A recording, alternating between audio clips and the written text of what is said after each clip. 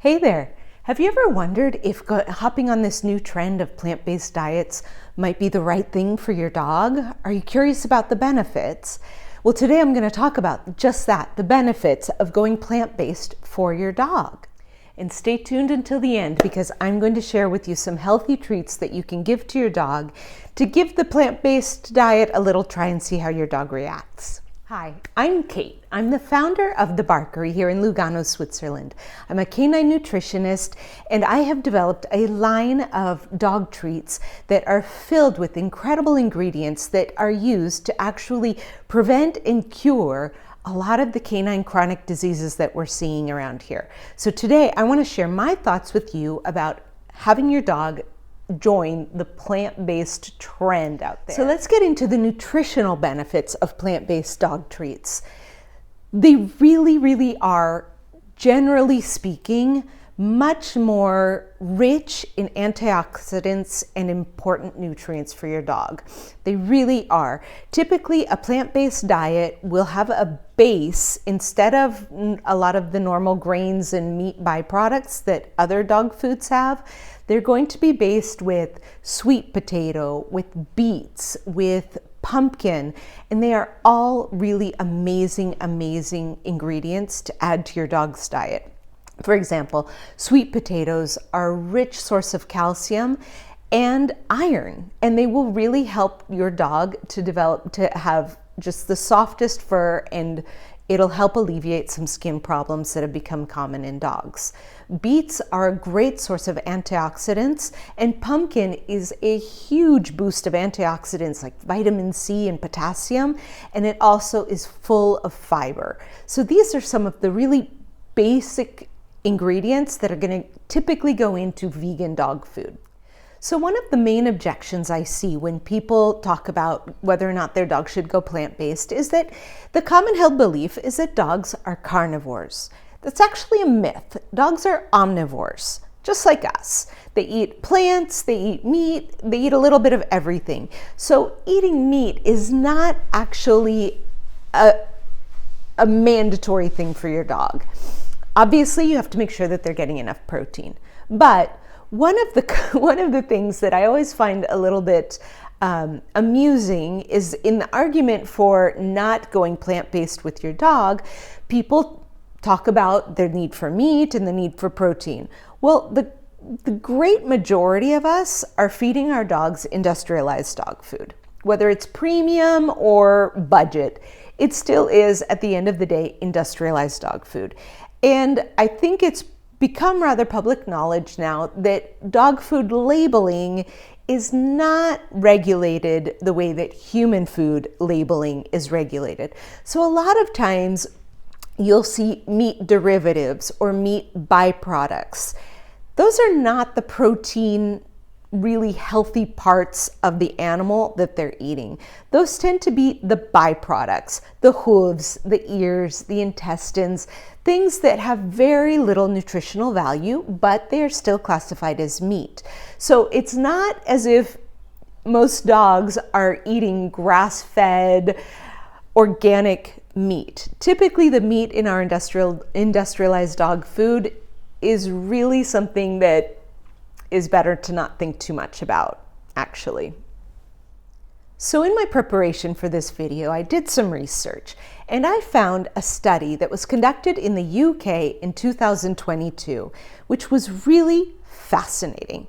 They took 2,500 dogs and they studied them and saw how much time they spent at the vet, how many medications they were on, and their overall health in general. And among these 2,500 dogs, there was a large portion of them that were on plant-based diets.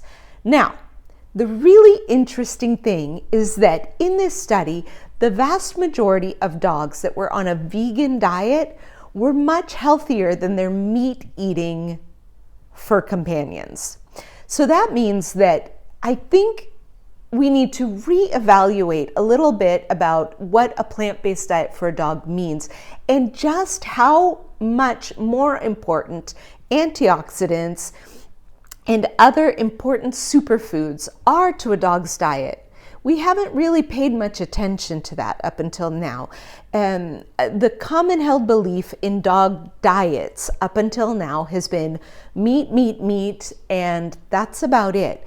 But dogs can really benefit from fresh fruits and vegetables, and they can eat the vast majority of them.